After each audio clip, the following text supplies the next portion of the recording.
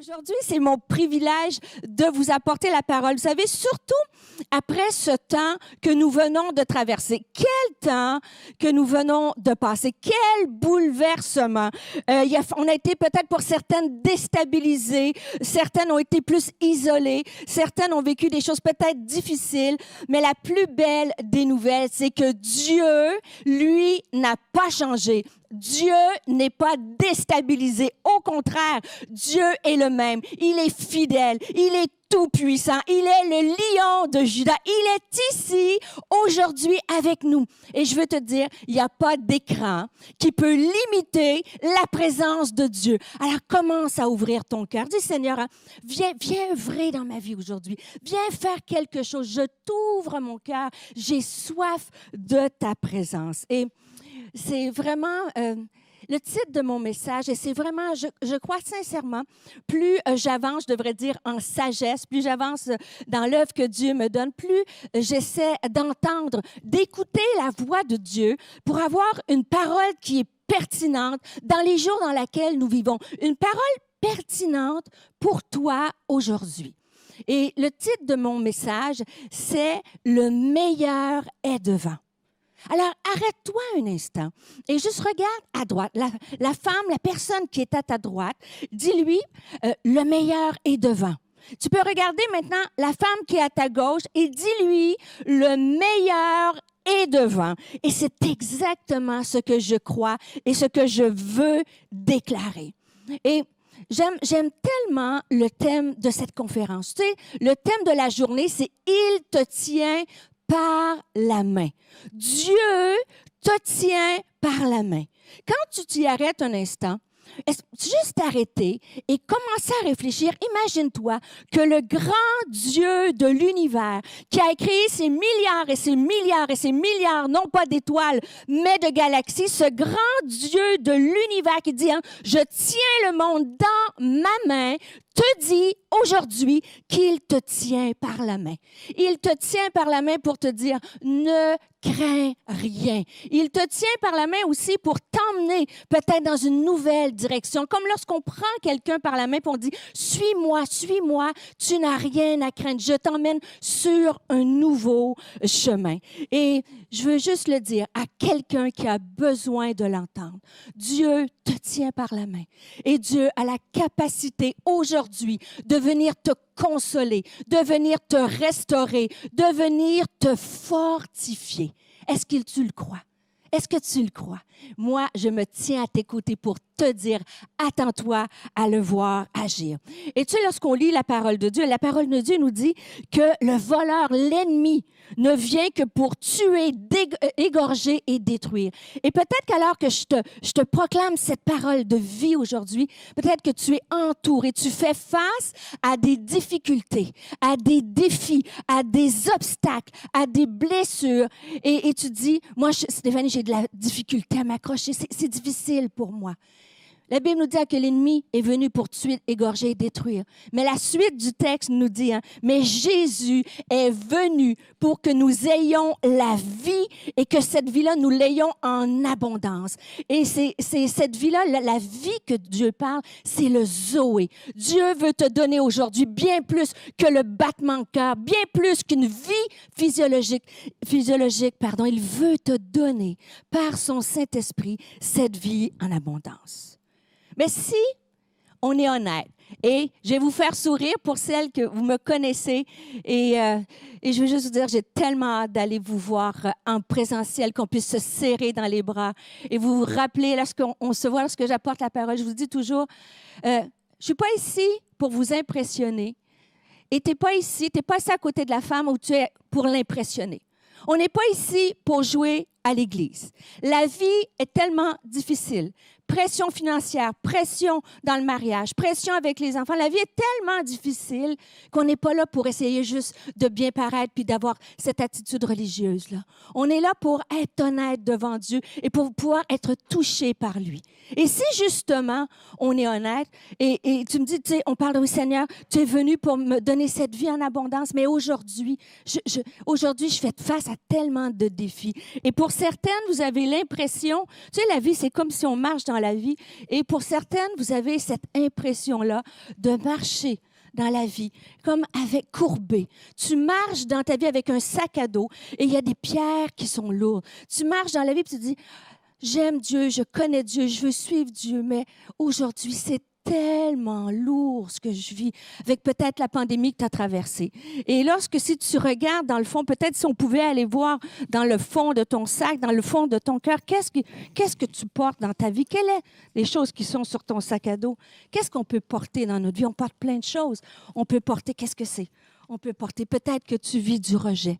Tu marches dans la vie et tu as ce rejet-là, peut-être au travail, peut-être dans ton mariage, peut-être avec tes amis, tu vis du rejet. Que portes-tu dans ton sac à dos? Peut-être que c'est des peines. Des peines. Tu as élevé tes enfants, tu as donné ta vie pour eux et tu les vois s'éloigner des voies de Dieu. Peut-être qu'ils sont pris avec toutes sortes de défis, de difficultés. Qu'est-ce qu'il y a dans ton sac à dos? Qu'est-ce que tu peux porter qui est si lourd? Pour certaines, c'est des abus. C'est des abus. Tu voudrais pardonner. Tu voudrais relâcher. Des gens ont dit des paroles de mort sur ta vie et ont peut-être posé des gestes de mort. Et tu vis dans ton sac à dos. Peut-être certaines, c'est l'anxiété. On vit dans un monde de tellement de stress et d'anxiété. Mais j'aimerais partager avec toi le texte que je veux regarder avec toi pour alléger ton fardeau. Le texte que je veux partager avec toi, tu le connais, c'est la parabole qui est bien connue, c'est la parabole des talents. Jésus nous a parlé en parabole afin de nous donner des leçons que nous pouvons mettre en pratique. Et c'est une parabole qui est bien simple, mais on va la regarder ensemble. Elle se trouve dans l'Évangile de Matthieu, au chapitre 25, et au verset 20 à 25. Je te la rappelle. Et ça dit, le royaume des cieux ressemble à ceci. Un homme part en voyage, il appelle ses serviteurs et leur confie ses richesses. Il donne à chacun selon ce qu'il peut faire. Et lorsqu'on regarde la suite, il donne à l'un 500 pièces d'or, à un autre 200, à un troisième 100 et il part. Et le serviteur qui a reçu les 500 pièces d'or s'en va tout de suite faire du commerce avec cet argent et il gagne encore 500 pièces d'or. Et tu connais la suite de l'histoire. Celui qui a reçu 200 pièces d'or, il va faire du commerce et il gagne 200 autres pièces d'or. Mais la suite du texte. Mais celui qui a reçu les 100 pièces d'or s'en va faire un trou dans la terre et il cache l'argent de son maître. Longtemps après, le maître de ses serviteurs revient et il va leur demander, qu'avez-vous fait de cet argent? Et là, c'est drôle parce que Stéphanie, tu nous parles de sac à dos, tu nous parles de défis, tu nous parles de toutes choses que nous portons dans nos vies. Et là, tu nous parles de pièces d'or. Sais-tu pourquoi? Quel est le lien que je peux faire avec ceci? C'est peut-être un peu comme ça dans la vie. Des fois, lorsqu'on a vécu des situations extrêmement difficiles, lorsque tu traverses les pourquoi de la vie, peut-être avec ta famille, peut-être une situation financière, peut-être même à travers la maladie, et que tu regardes autour de toi et tu te dis, pourquoi cette personne-là a reçu 500 pièces d'or et moi, j'en ai reçu que très peu? Pourquoi cette femme-là, elle est tellement bénie et moi, j'ai qu'un sou, j'ai presque rien? J'ai presque rien. Pourquoi, Seigneur, cette injustice-là? Pourquoi ça s'est passé comme ça? Et c'est en fait, ce n'est pas la leçon de l'histoire. Ce que le maître voulait voir, ce n'était pas l'argent qu'il allait recevoir parce que le maître était riche. Le maître voulait voir qu'est-ce que les serviteurs allaient faire de ce qu'il leur avait donné.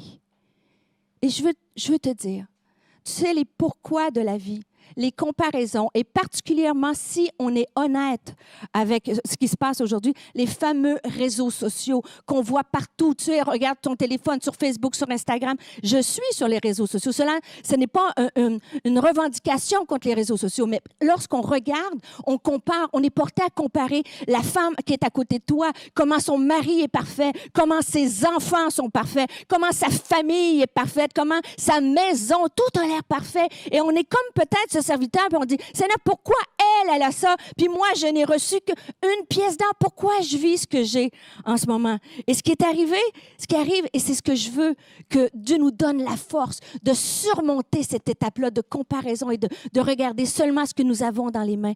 La suite du texte nous dit, enfin, celui qui a reçu les 100 pièces d'or s'approcha et il dit, Maître, Je le savais, tu es un homme dur.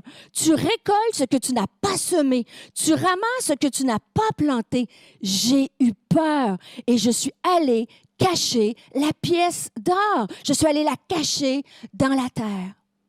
Je vais parler à une femme, cœur à cœur. Et il n'y a pas de jugement. Parce que moi, j'ai déjà été ce serviteur-là et dire, pourquoi, moi, Seigneur, je vis cette situation-là dans ma maison? Pourquoi je vis cette situation-là dans ma santé ou des situations pareilles? Et le serviteur, malheureusement, il a pris sa douleur. Et au lieu de parler avec le maître, de dire, pourquoi j'ai que 100 pièces d'or? Il a perçu, sa perception était fausse. Il est le seul, il a dit, je savais que tu es un homme dur. Personne, aucunement les autres ont dit que le maître était dur. Mais le fait qu'il y avait moins, peut-être sa comparaison, l'a emmené à dire, tu es un homme dur. Et au lieu de prendre ce qu'il avait et le faire fructifier, il a pris ce qu'il avait et il l'a caché. Et c'est un peu ce qu'on fait dans la vie. On prend ce qui nous fait mal et on cache ça au plus profond de notre cœur.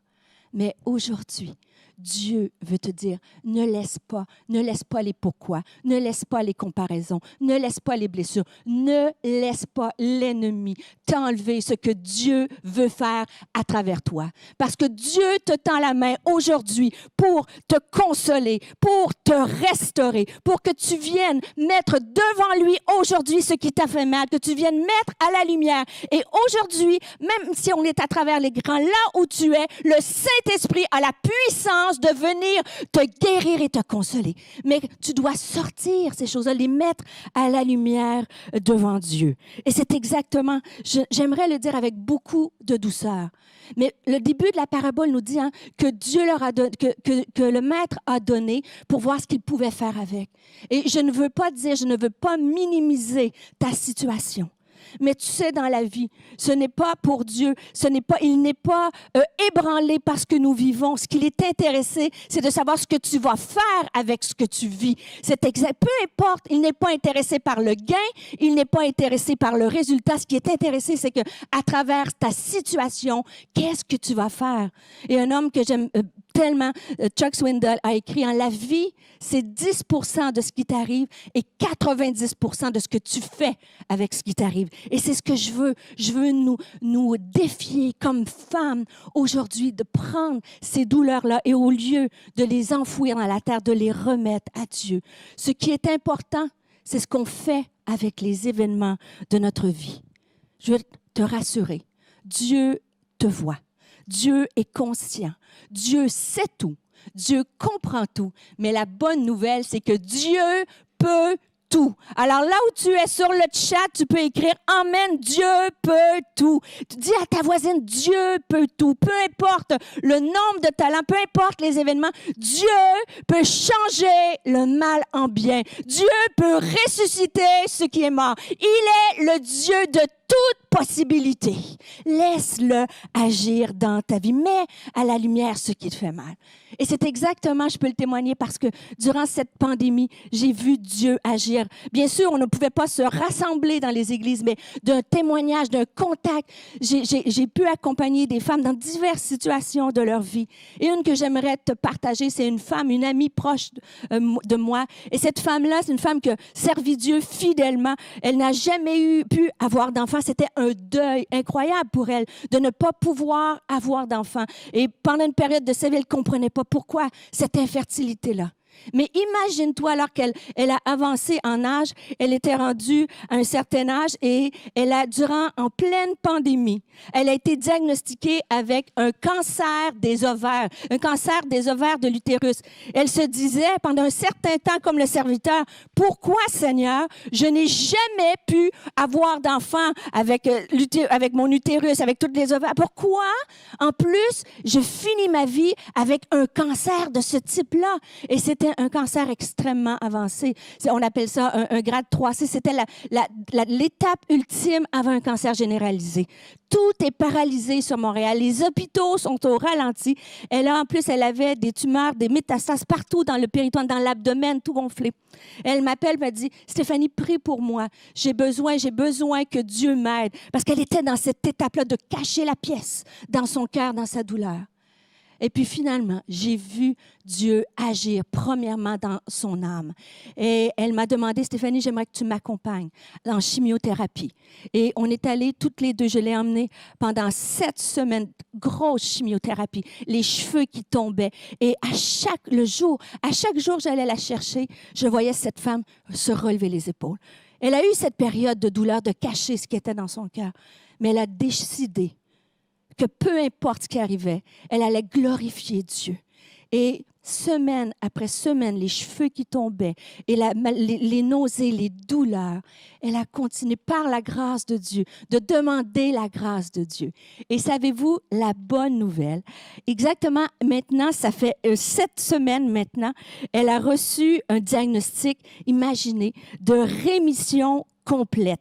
Et c'était fascinant parce que le médecin, et je vais vous lire, le médecin lui a dit, pour vous, Madame Saint-Onge, il y a un Dieu qui agit spécialement pour vous. C'était impossible que, lorsqu'on vous a opéré après la chimio, on pensait trouver des tumeurs partout et on n'a rien trouvé. Et il lui a dit, il y a un bon Dieu pour vous.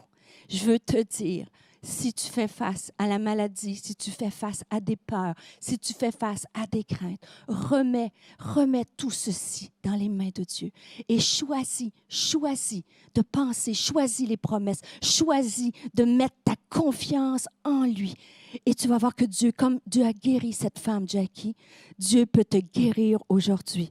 Elle a écrit, et je sais dans son témoignage, elle dit, même dans les vallées de l'ombre de la mort, tout en moi exprimait le désir de suivre Dieu. Je priais que sa volonté s'accomplisse. Celui qui est fidèle ne déçoit jamais, mais ma confiance demeure enracinée en ses promesses, sachant qu'il me dirige parfaitement.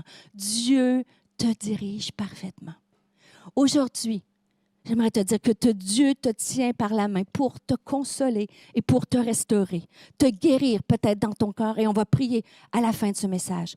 Je crois sincèrement. Et vous savez, quand on fait une conférence comme ça du Canada avec toute l'équipe d'événementiel, on a prié, toute l'équipe a prié. Nous avons jeûné afin que la parole, afin que la louange, afin que toute la journée puisse être accompagnée de signes, et de miracles, de puissance, de guérison. Et je le crois plus que jamais, que Dieu veut te guérir aujourd'hui. Peut-être dans ton corps, peut-être dans ton âme, peut-être dans tes émotions. Ne cache rien dans le sol, mais mets-le à la lumière de Dieu. Dieu est ici, te tient par la main pour te consoler, te restaurer, mais aussi Dieu te tend par la main pour te guider. Dieu te tend par la main pour te propulser et Dieu te tient la main pour te faire briller pour sa gloire. Et je crois de tout mon cœur que Dieu appelle une génération, je l'ai toujours cru, mais après toute la pandémie, je le crois encore plus que jamais. Dieu appelle, élève une armée de femmes qui vont se tenir comme Esther pour des temps comme ceux-ci. Vous savez, c'est noir, la vie est difficile. La vie est difficile, métro, boulot, dodo, les pressions. On sent une dureté autour de nous. On sent des gens qui sont tristes, anxieux. Mais nous, le peuple de Dieu, Dieu vient nous restaurer afin que nous puissions être une source de restauration pour les autres. Dieu veut te consoler afin que tu sois une source de consolation pour quelqu'un autour de toi, pour ta voisine, dans ta famille. Ton mari, Dieu t'appelle à briller pour sa plus grande gloire. Et le dernier texte que je veux partager avec toi parce que je veux qu'on aille à la prière. J'ai invité tout à l'heure, pas tout de suite, mais tout à l'heure, j'ai invité Dan. Prépare ton cœur. Commence à dire, Seigneur, viens me guérir, viens me consoler. Mais aussi, Seigneur, viens me propulser. Que 2022 qui est à nos portes, moi, c'est ma prière. Je dis, Seigneur, propulse-moi. Je veux encore plus impacter, briller, toucher. Je veux encore plus voir des âmes te connaître. Et c'est exactement le dernier texte que je veux partager avec toi. Peut-être ce texte-ci va te surprendre. Et c'est un texte qu'on retrouve, bien sûr, dans la parole de Dieu, dans l'Ancien Testament. Et c'est dans le livre de Agée. Et ce texte est sur mon cœur depuis plusieurs mois, depuis que je sais que je vais vous apporter la parole et je le médite et je le repasse sur mon âme. Et C'est comme si Dieu a déposé cette conviction que ce texte est comme prophétique pour quelqu'un qui va l'entendre. Et tu sais, on revient à cette pensée-là. C'est lorsque le peuple d'Israël arrive, tu sais, ils ont été portés en exil et ils reviennent de l'exil. Et les Juifs sont là et Dieu va leur demander, en revenant d'exil, Dieu va leur demander de rebâtir le temple de Salomon, qui était une pure merveille, qui était magnifique, extraordinaire.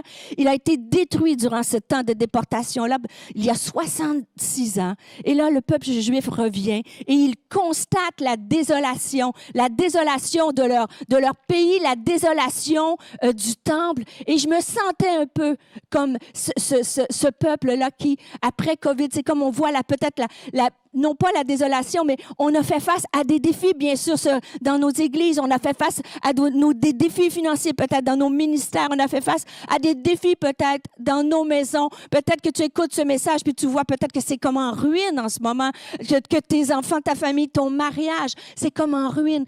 Et Dieu te dit, viens, je veux que tu rebâtisses.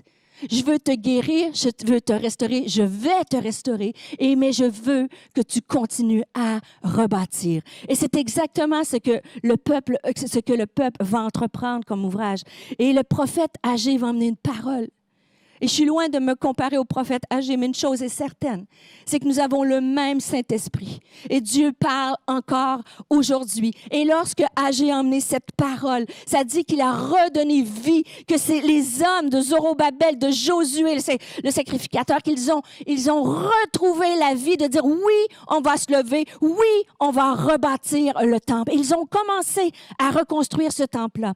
Et ce qui est fascinant, ça dit seulement, par contre, après 4 semaines de travail, ils sont complètement démotivés, ils sont complètement découragés.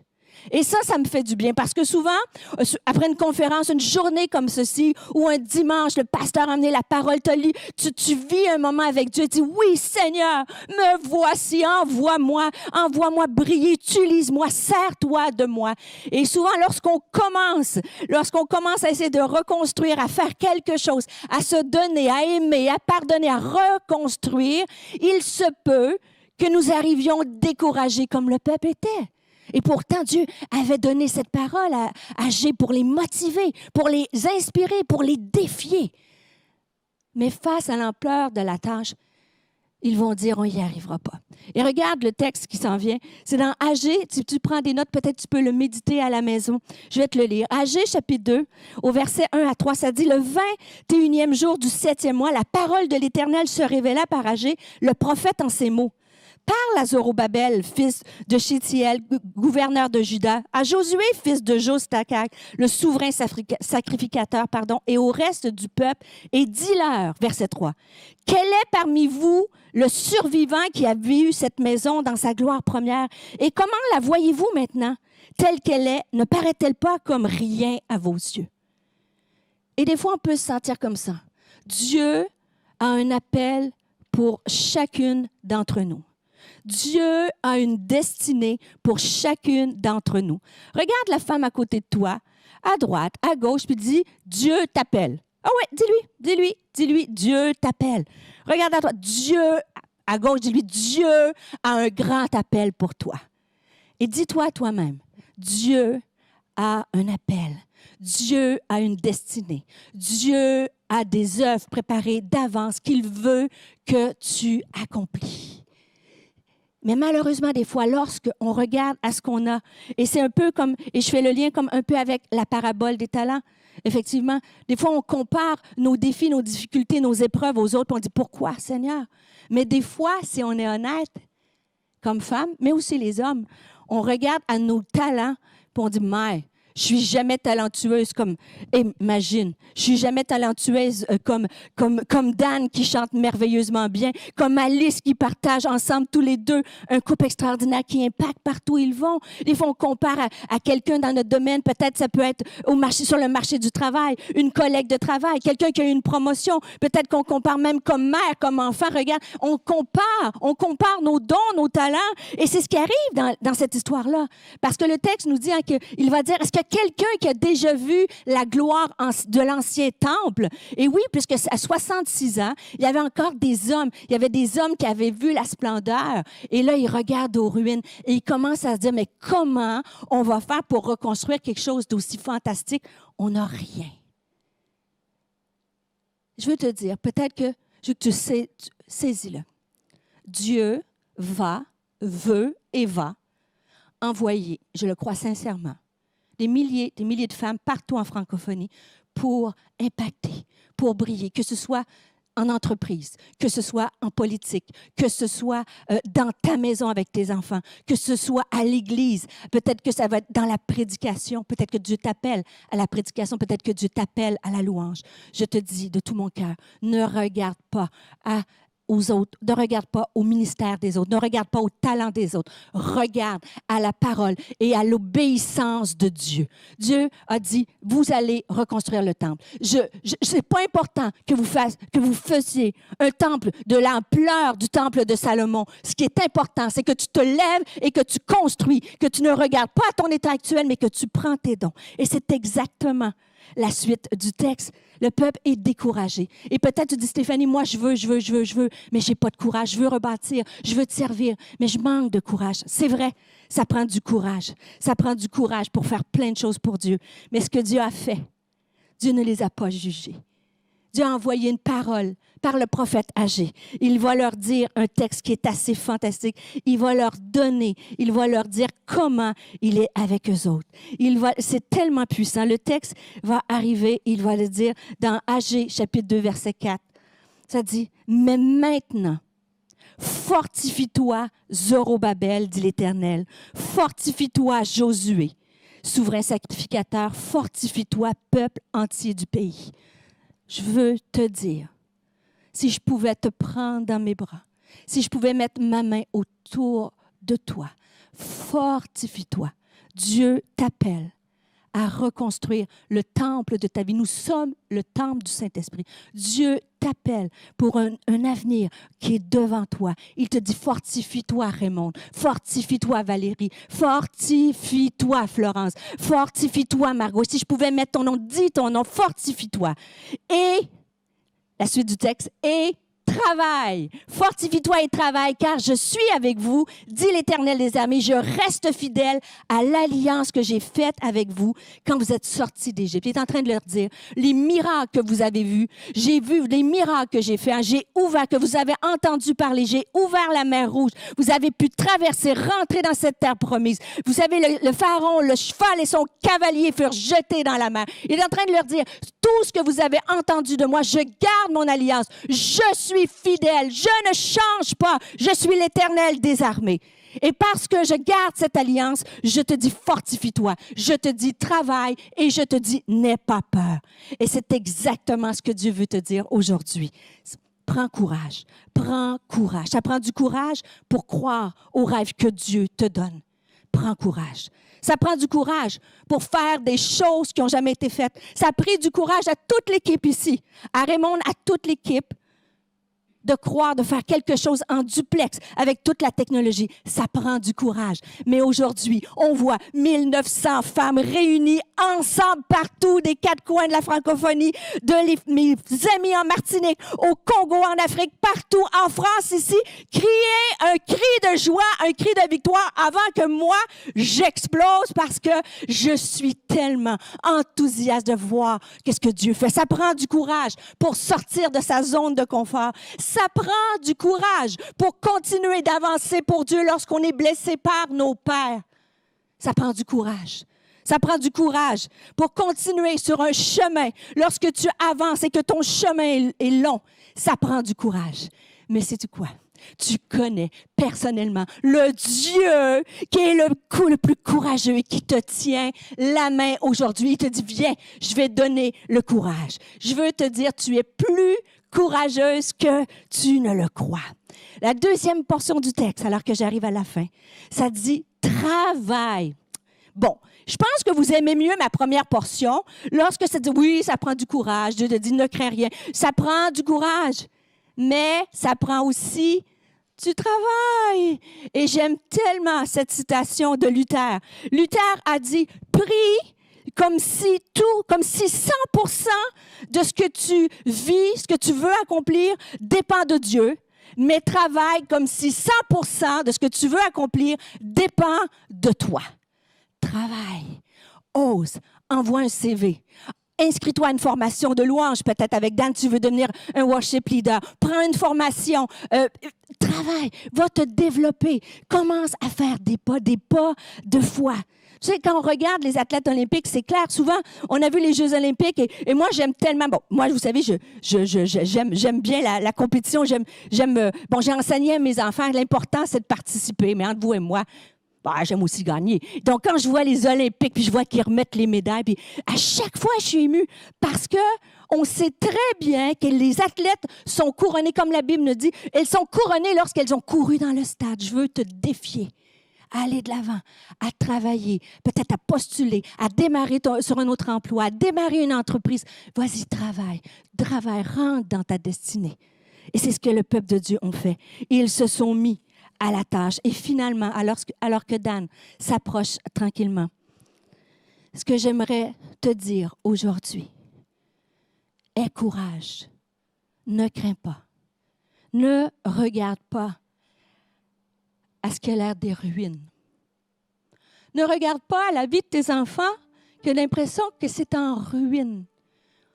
Ne regarde pas comme le serviteur avec les pièces, de dire, pourquoi moi j'ai juste eu ça? Pourquoi les autres ont tout et moi j'ai juste eu ça? Le peuple d'Israël regardait aux ruines, comparait Salomon, le temple, extraordinaire. C'est le pire piège de l'ennemi. L'ennemi vient pour tuer, égorger, détruire. Mais l'ennemi vient aussi pour jouer dans nos pensées. Dieu veut libérer là où tu es tes pensées, de croire. Et je ne fais pas de la pensée positive. Et je ne fais pas de trucs de baguette magique. Vous savez que je connais la vie. Je sais que c'est difficile à avancer pour Christ. Mais je crois sincèrement à des femmes qui croient en leurs rêves, à des femmes qui croient en leur famille, à des femmes qui croient que Dieu, elles n'ont rien à craindre, que Dieu est là. Des femmes qui vont commencer à travailler avec ce qu'elles ont dans les mains. La dernière chose que Dieu a dit par la bouche d'Agé, il a dit, n'ayez pas peur, car je suis avec toi. Il dit, je garde mon alliance. Alors qu'on va se quitter dans quelques instants, on va aller à la prière. Je voudrais que tu retiennes, tu le sais. Bien sûr, tu le sais. On sait de façon intellectuelle que Dieu est avec nous. On le sait qu'il nous tient la main, on le sait de façon intellectuelle. Mais j'aimerais que tu puisses le saisir au plus profond de ton âme. Saisis cette pensée. Je suis avec toi. Elle dit, ce que j'ai fait dans le passé, je garde mon alliance. Il leur dit ça. Rappelle-toi que Dieu est fidèle. Rappelle-toi, il a été fidèle dans le passé. Il va être fidèle dans ton présent.